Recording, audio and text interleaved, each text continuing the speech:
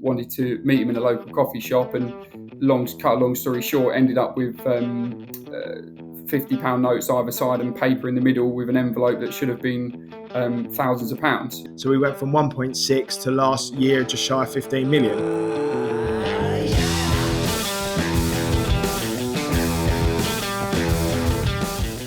So I'm delighted to be joined today by Sam Rayner and Max Nordigan, the founders of Chrono Hunter. So these guys are looking at transforming the way that we buy and sell watches. So guys, welcome to the channel. Hi there. Thanks for having us. Thanks for having us on, Simon. No, it's an absolute pleasure and really good to meet you. I only fairly recently discovered Chrono Hunter. If you had to give me that kind of 30-second elevator pitch to explain what Chrono Hunter is, what it can do for you, what it's all about. Yeah, very simply. So Chrono Hunter is a online luxury watch broker. So our job is to get the best deal for any customers that come to us that are looking to buy or sell a luxury watch. We will go out to our network of retailers and get them multiple offers to look at. So it's live offers. And our job is to make sure the customer's transacting in a safe and secure environment and getting a fair price, whether they're looking to buy or sell. And is this, are we talking about new watches or pre-owned or both? We're looking at new and used. We do a large spread of watches. I think last week the cheapest watch was about £500-600, and the most expensive was touching £200,000. So we have a real broad selection of watches that come through Chrono Hunter. Yes, that's incredible. So you're going really across the whole spectrum. And how many retailers are on your platform? So we've got around 90 plus retailers on the platform that we've done transactions with, and we have, I'd say, probably a third of that we do transactions with regularly every month. So our goal here is not to work with everyone, but to work with the ones that we feel that customers coming for us are going to get the best service from, and they're going to uphold a high standard, what we want our sort of clients to receive. So from that sort of buying perspective, what it reminds me of a lot, a comparison here or an analogy, but it reminds me a lot of, in the car world, we've got, certainly here in the UK, we've got CarWow, which I've used before, and many people might be familiar with. So, you can input the details into there, and, dealers effectively will bid for your business. So it sounds like a very similar model. Is that a fair assessment? Yeah, correct. So what we do is, obviously your customer's looking to buy a watch or sell a watch. It goes live on the platform and they'll receive multiple offers from all our vetted retailers. So it puts the customer in the driving seat for selling their watch in a competitive environment. The other retailers don't know what the other offers are. So if the retailer wants to watch, they have to be competitive and go after it.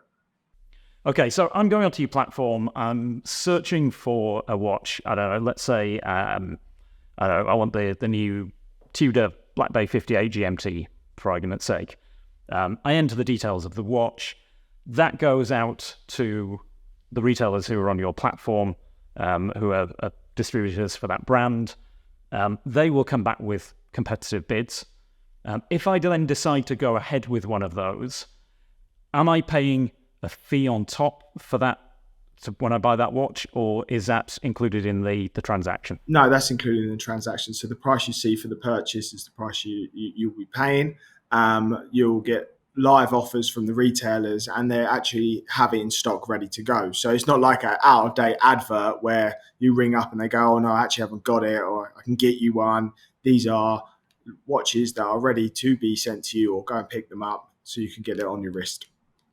Okay, and so let's just talk about it then from the point of view of selling a watch. So as you explained, it's a platform for both buying and selling. So just explain to me how it works from a consumer's point of view then, if I've got something I want to sell.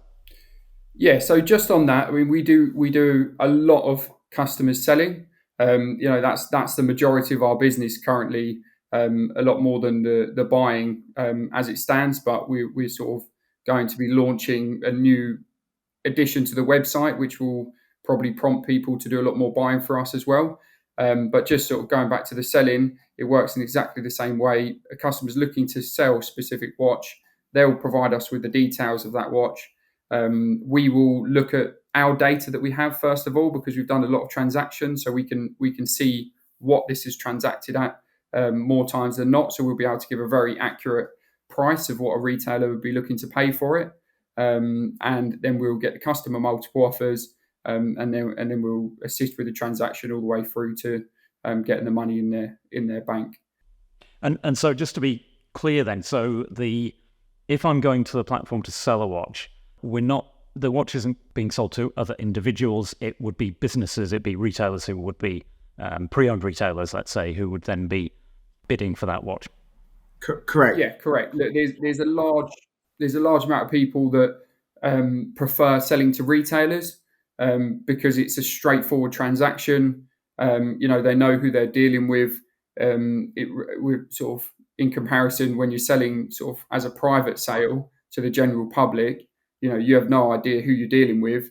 There's a lot of people that sort of go down the route of trying to squeeze every penny out of a watch sale, and they'll end up sort of even agreeing to meeting people in a local coffee shop, or even inviting people they don't know to their house, which we didn't want to be a part of, to be totally honest. So we went down the route of only allowing private customers to sell to reputable retailers, so we can be sure that they're getting the right service and that they'll get a smooth transaction.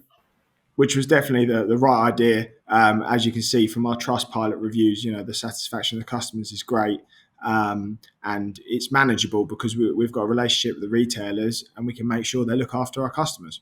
And so the way that you talk about this, I think is really interesting, because it makes me feel that you guys have got quite a bit of direct experience here of the risks of buying and selling watches. So I'd love to know what your story is in terms of, I guess, how you came up with this idea and how that journey began. Yeah, so I mean, we both always had an interest in luxury watches, and we came up with the idea of Chrono Hunter back in 2017. Sort of from my side of things, I did sort of dabble in the buying and selling of watches on sort of open to the public marketplaces, and personally didn't have a sort of a financial bad experience, but a close friend of mine did, and I was with him at the time, where sort of he was getting a very, very good price from a customer who wanted to meet him in a local coffee shop, and cut a long story short, ended up with £50 notes either side and paper in the middle with an envelope that should have been thousands of pounds, and it was a very professionally done job. So I definitely wouldn't want anyone to experience that, and that's sort of part of the idea of why we decided to sort of give people an alternative way to sell to retailers, sell to businesses, rather than sort of going around making lots of different phone calls, negotiating back and forth, or pounding the pavements trying to sort of get the right price for their watch. And so, did you guys have any? Did you have sort of a background in either IT or in the watch industry, or was it just that you had a great idea and did everything to make it happen? So how did it come about? It's a bit of both, really. Sam will go on to his side of things with the IT, but my background's London real estate, and I liked watches. Had a nice watch. People started asking me, where do I buy one of them? And then started supplying people, but I was never a watch retailer. And Sam and I, this idea sort of progressed, and then Sam's background obviously helps as well. So Sam? Yeah, so mine was more of from an online affiliate knowledge. So understanding that there is a market for, getting customers and driving them to other businesses and getting a commission for it. So I did understand that business and was had experience of doing it in other industries, and thought, why not sort of go down this route in the luxury watch market. And I assume that you guys were friends before, or did the business bring you together? No, we were friends before. We're ambitious people, so we were coming up with different ideas, and we looked at a couple of different things that weren't going to work out in our eyes, and this was something we were both passionate with, and cracked on. Obviously, our first year we did £1.6 million worth of watches. which was a uphill struggle trying to get retailers to even pick up the phone to us or even deal with us. When you've got no trading history or nothing you can show that you've done before, it's hard work. So we went from 1.6 to last year just shy of 15 million of watch transactions. So the growth's definitely been there, but it hasn't been easy, far from. I mean, that's just incredible, and it's amazing to see. Kind of, I'm someone who I've started and run businesses before. I know how difficult it is. I know that a lot of businesses don't work, don't succeed, and I imagine that when you were starting out on this journey, there must have been some pretty kind of challenging times. Oh yeah, I mean that it never stops really. You sort of count the days that are not challenging and count them as a blessing. But we've had sort of, since we started off, we've had Brexit, we've had COVID, we've had the looming war, which is still pretty looming. We've had now a change of government, which we know is not going to not to get out the small violin, but it's never been sort of really easy. We've had never been plain sailing, like Matt said at the beginning. Retailers didn't really want to know us and sort of like, who are you? I don't need you. But now we've got to a point where there's some retailers that we've worked with that we've actually made a massive difference to their business, and we've like the reviews show we've helped a lot of customers. I mean, just a great example that I always like to use is a private customer who came to us some years back, who's looking to sell a 5711 Patek Philippe Nautilus Tiffany stamp dial. And he came through. Obviously, customers put their expected price, what they're looking to achieve, on the form that they fill in. He wanted £50,000, and we looked at it and we thought, that doesn't sound like enough. But we hadn't enough data, and we couldn't find enough information to really price it up accurately at that time. So we said, look, let's do this. Let's put it live without a price on it, and let's see where your best offers came in. We got market value offers. 5 or 6 offers, and I think we got him £90,000 for the watch. So, had he walked into a retailer, not all of them, but some, and asked for £50,000, they probably would have gone, 48 and met in the middle and shook his hand and been £40,000 out of pocket. So it's sort of transactions like that make us realise, we are providing a good service to people. That's really interesting, because it's easy to assume that with online platforms that it's a very technology-led process, that it's kind of quite impersonal. But actually, that's a really interesting example where it sounds like you guys actually yes, you've got the IT part, the IT component, but almost that's just a way of getting people into the process, but then it becomes a more personal service. Is that? Yeah, correct. Once you've put in the watch you're looking to buy or sell, we'll send an estimate to you with using our data of what that watch is worth, or how much you expected to pay for one. And there'll be a phone call, there'll be a conversation.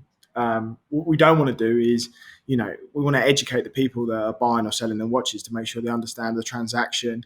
They also understand that, if they want to buy a Daytona, unfortunately, it's not at the RRP. You're not going to get a discount. And if they're expecting that, we can't assist with that. So we'll tell them that instead of wasting their time, the retailer's time and our time. So yeah, there's a team in the office, our sales, speaking to all our customers. I was just going to say, we very much want to keep it that way. We know that it does require a personal touch. When people are looking to sell a highly valuable item, there is it's a sensitive time, and people can be very apprehensive. So we want to have that communication to show people that there is someone available to speak to at the end of the phone. We're doing hundreds of transactions every month, so we can give people perhaps a bit more confidence when it's something that means a lot to them, and they're looking to part with it, or they're looking to spend some of their hard-earned money on a purchase. We want them to feel sort of comfortable doing it, and I think that's very difficult to do without the personal touch. And I guess when you're talking about high value items, because obviously, if I was lucky enough to have something like a Patek that I wanted to sell, you're talking about high value transactions. Yeah. So on that note, we actually had a customer. We always say, if you're selling a £500 watch or a £500,000 watch, the transaction, the process is still the same. And we've had it more than once where customers sold a tag for under £1,000, then come back to us to sell their 70, £80,000 watch, which says a lot. And, that's why our customer service is key. Yeah, absolutely. And I guess you must, because of the IT component, I suppose you must also be able to gather quite a lot of data. So you explained how you were able to give a market valuation, or let's say an approximate one using the data that you've got. Where does that data come from? Is that data you collect yourselves? Is it effectively brought in through other platforms? Or so with our data, obviously we have all the history of the bought and sold watches through the platform, but also we have a history of all the offers on the platform. So say each watch gets a handful of offers, the data is growing daily because we can see where the offers are, and it will gives us the market rate. The true value of something is what someone's going to pay for it, and that's the data we get. Yeah, and we're also, we keep ourselves up to speed on desirability of watches, how quickly they move in the market, how desirable they are to retailers, which reflects, how much of a margin they're looking to make, because if they know that they're like unlikely to have it in stock for a long period of time, then they will they'll pay a bit more for it. But if it's something that's likely to sit in stock for could be months or even years in some cases, we know that they're going to want a higher margin. So we understand that, and the team understand that when they're pricing up the watches for people. And we also know what we can get in terms of a discount. There's a handful of retailers that we work with that can get some watches at a discount, and we can price accurately based on that information as well. So using the data that you've gathered, you must have a pretty good handle on what's happening in the watch market. A senior period where prices have been coming down, typically getting back to more sort of normal pricing that we might have seen, for example, before the COVID bubble. But what's your take on where things are at the moment? We have seen, obviously, the same thing happen. The COVID bubble was crazy. Watches were going up and up and up. Then we hit a point where the market started slowing down, and then now it's come off. We've seen it steady now. We've seen, watches are leveling off, which is great for everyone in the market because, stability is key. And it's also brought a lot of buyers into the market where they always wanted that watch, but it was 30% too much for them. And now it's in their budget they originally wanted.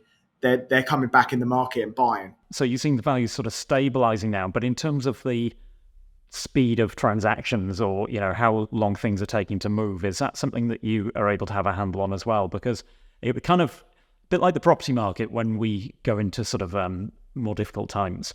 Often prices can maintain and stay at a certain level, but things take longer to sell. Yeah, a very good example of that is, Daytonas during COVID. Someone was buying one for the wrist and two for the safe. That's not happening right now. So, that was a 2 or 3 transaction with one person. So, it was a commodity which was going up. So people were buying more of it. So yes, the transactions have definitely slowed down. And I think it really just comes down to pricing. There was a point where people would, retailers that had watches in stock had to put their prices up every week, to make sure they're getting the most out of the stock they've got, because they had people queuing up to buy them, and they just didn't want to be, without stock. They had to buy them in at the higher prices, otherwise they wouldn't be able to buy them because it was very competitive. But now it's sort of like it has slowed down a bit, but we still do see, if it's a very well priced watch, it will not sit around for long. It will have a lot of offers and it will be gone. Our quickest transactions are probably within minutes. If it's a nice watch and it's very well priced, it will be out the door. And it's the same way for the retailer as well. Yeah, it's not uncommon, is it, Sam? Someone to accept a deal and take it in the same day and transact. Yeah, I mean, what sort of proportion would you say LV transactions where someone's selling would complete within, I don't know, let's say 7 days? yeah, a large proportion is transacting quickly.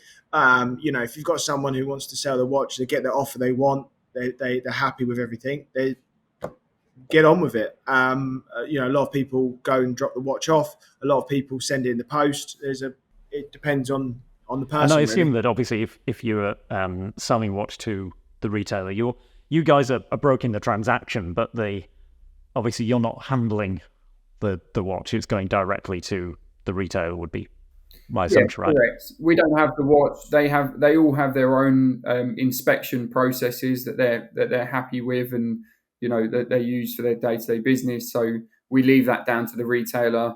They do their inspection. They'll report back if there's any issues or not. And then the payment will proceed from that point. So you talked about earlier in the conversation, you talked about the growth that you've seen, which is really impressive actually in terms of the transaction values that you're experiencing now. So I guess the obvious question is kind of, you established the business right in about, was it 2017? You've kind of got through the COVID times. Obviously the last year, 18 months has been sort of quite difficult economic climate, but you guys are still growing. So where do you see this going in the future? What's the sort of, what would you say the next steps are in terms of building the business out? We've got a long list, long to-do list of ideas that we have. We do want to build a community around what we're doing. We want to look after our clients and give them more options to sort of interact with us, with Chrono Hunter. So there's definitely a few things on the card that will give customers the ability to do that and sort of go browsing on our website and sort of have more features that are not just for someone who's looking to make a transaction. We're pushing on the content side of things. We want to continue to become an authority in this space so we can educate our audience as well. And then, as it stands, we're just in the UK market. We're looking to expand into other markets as well, like the US. And we've got plenty of ideas. It's just everything takes a little bit longer than what you hope for it to do.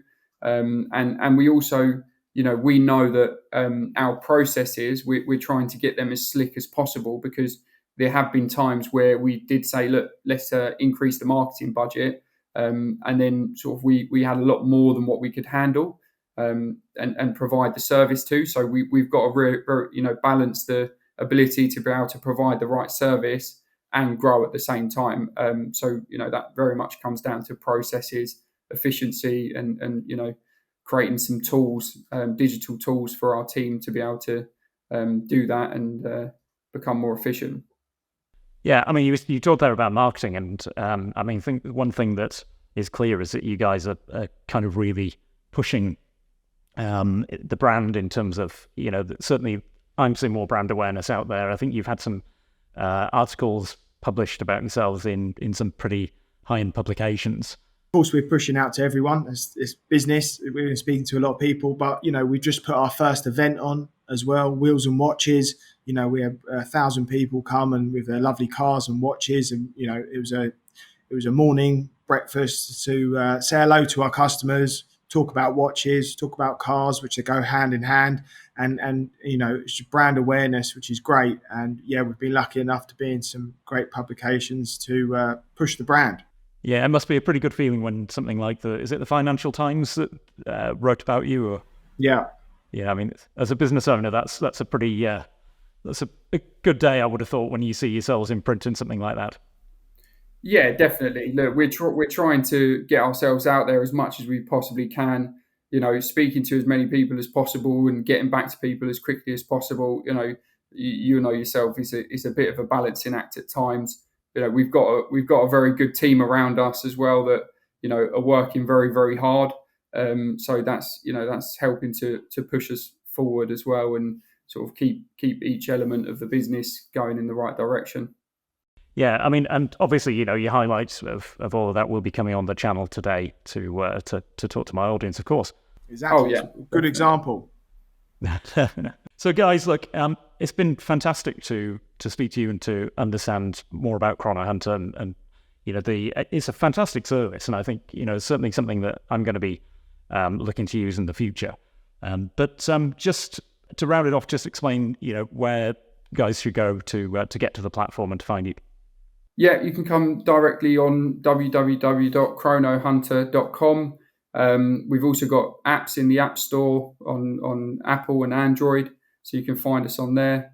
And we've got telephone numbers on the website and email, so you can get directly in contact, or you can fill in a form if you know what you're looking to buy or sell. We'll be happy to help anyone. Guys, thank you so much. It's been fantastic speaking with you today, and I look forward to seeing how that business develops. Thank you very much. Thanks for your time. Appreciate it.